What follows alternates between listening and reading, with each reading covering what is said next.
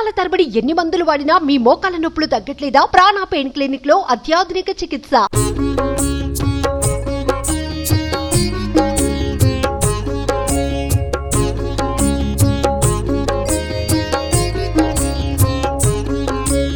Welcome to Suman TV. Big network with big coverage. దేశ నలుమూలల్లో ఉన్న ప్రతి న్యూస్ని మీ ముందుకు తీసుకొస్తుంది సుమన్ టీవీ. ఈ రోజులో భాగంగా నేనైతే ఉన్నాను ఒడిస్సా రాష్ట్రంలో ప్రముఖ పుణ్యక్షేత్రం అయినటువంటి పూరి జగన్నాథ స్వామి ఆలయంలో ఉన్నాను. చూస్తున్నారా కదా, రథయాత్ర సందర్భంగా భక్తులంతా కూడా స్వామివారిని దర్శించేందుకు ఎంత కోలాహలంగా స్వామివారి దగ్గరైతే కొలువై ఉన్నారో చూస్తున్నారు కదా. బారులు తీరారు, సుదూర ప్రాంతాల నుండి వచ్చి భక్తులు కూడా. ముఖ్యంగా భారతదేశంలో ఉన్న ఈ పూరి క్షేత్రం గురించి అంతు చిక్కని, అంటే సైంటిస్టులు కూడా అంతు చిక్కని ఎన్నో నిజాలు ఉన్నాయంటే మీరు నమ్మగలరా? నిజంగా వాస్తవం ఇది. పూరి పుణ్యక్షేత్రం గురించి ఎంతమంది ఎంత చర్చించుకున్నా చాలా విషయాలు కూడా ఇప్పటికీ ఒక క్వశ్చన్ మార్క్ గానే మిగిలిపోయాయని చెప్పుకోవచ్చు. అందులో భాగంగా మొదటి చూసుకున్నట్టయితే రథయాత్ర గురించి మనందరికీ తెలుసు.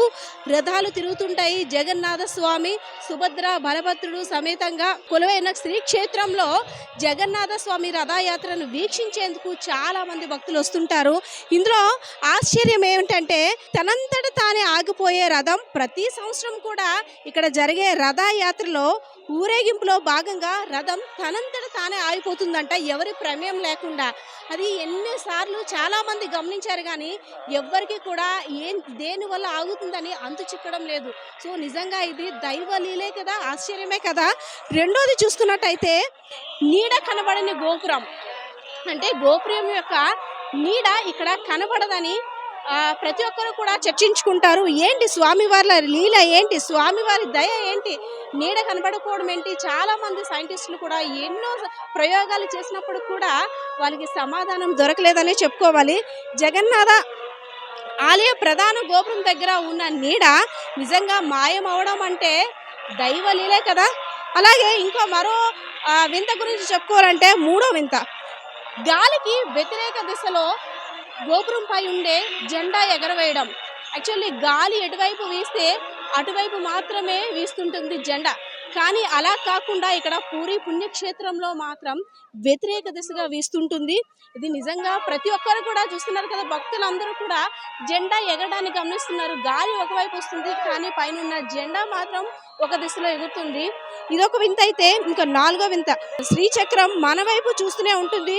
పూరి జగన్నాథ్ ఆలయం గోపురం పైన సుదర్శన చక్రం అనేది కొలువై ఉంటుంది. మనం ఏ దిశగా ఎటువైపు వెళ్తున్నా సరే అది మన వైపు చూస్తున్నట్టు, అంటే స్వామివారు మన వైపు చూస్తున్నంత ఆశ్చర్యం కలిగిస్తుంది. ఇది ఒక నాలుగో వింత. అయితే ఐదో వింత, ఆలయం పైన ఎటువంటి పక్షులు కూడా ఎగరవని ఇక్కడ చెప్తున్నారు. నిజంగా అంటే స్వామివారి వింత లీలలు ఎన్ని చూసినా సరే తనివి తీరవు అనడానికి నిదర్శనం అనే చెప్పుకోవచ్చు. పైన ఎటువంటి, అంటే కాకులు కానీ ఎటువంటి పక్షులు కూడా పైన సంచరించవంట. నిజంగా ఇది ఒక అద్భుతం అనే చెప్పుకోవాలి. ఇంకా ఆరవ వింతకొస్తే ఆలయంలో వినిపించని అలల సవ్వడి. ఇదో విచిత్రం. సముద్ర తీరాన కొలువై ఉన్న పూరి పుణ్యక్షేత్రం లోపల కనీసం, అంటే బీచ్ ఇంత దగ్గరగా ఉన్నప్పటికీ కూడా అలల సవ్వడి కానీ ఏమీ లోపల పుణ్యక్షేత్రంలో వినిపించదంట. ఏంటి మాయ, ఏంటి సౌండ్ వినిపించకపోవడం ఏంటి? బీచ్కి ఇంత దగ్గరలో ఉన్నప్పుడు కూడా అలల సౌండ్ ఎందుకు రావట్లేదని ఎంతో మంది సైంటిస్టులు దీని మీద చర్చలు జరిపినప్పుడు కూడా వాటికి సమాధానం దొరకలేదనే ఇక్కడ ఉన్న సమాచారం. అదేవిధంగా ఏడో వింత, గుమగుమలాడే స్వామివారి ప్రసాదం. ఈ స్వామివారి ప్రసాదం గురించి చెప్పాలంటే మాటలు సరిపోవేమోనండి. నిజంగా పూరి జగన్నాథగిరికి 50 రకాల ప్రసాదాలు అమరుస్తారంట. అయితే ప్రసాదాన్ని అన్న ప్రసాదాన్నే తయారు చేస్తారట. ప్రసాదాలన్నీ ఎలాంటి వాసన ఉండదు.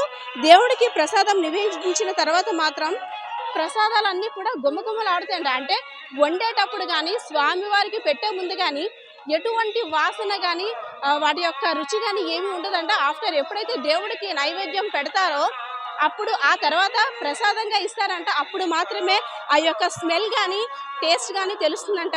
నిజంగా 7 వింతలు విశేషాలు ఉన్న పూరి జగన్నాథ స్వామి ఆలయాన్ని ప్రతి ఒక్కరు కూడా సందర్శించాలి.